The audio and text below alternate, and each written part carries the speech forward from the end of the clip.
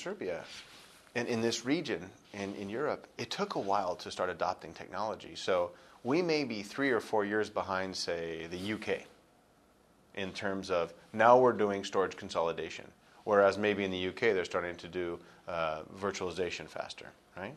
The interesting thing is, though, because the information's out there, you can leapfrog. It's like Africa, right? Africa didn't set up big, in many countries, didn't set up big telephone networks. They went right to mobile, right? So now you have an advantage. If you're here, you could say, okay, we're ready to jump right to virtual infrastructure.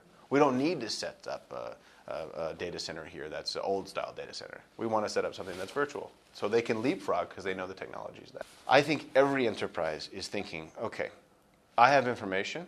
I want to make my story, or I want to get my information out to the people that I work with. How do I do that best? And how do I secure it? So they start to look at other alternatives that are more like service alternatives. They might not invest in a big infrastructure, but they may invest in a service plan that allows them to store their information, back up their information. Let's say you're a small dental office or a small nursing practitioner office. You may want that for your patient records. You may want to put it online, but you're not going to invest in a big box. When you start to build virtual infrastructures, if you're an outsourcer or a service provider, you can build these infrastructures to service many, many customers because you can leverage the scale. So you can invest in the infrastructure and sell it as a service to small and medium enterprises. Then when you start to get more to the medium enterprises, of course, they too want to buy into or have an infrastructure for their business.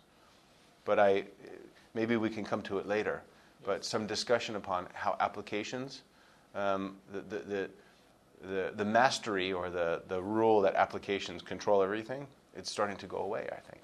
And I think that the small and medium enterprises are going to have a great chance to have business applications that are provided as a service, as opposed to investing in some big, huge infrastructure.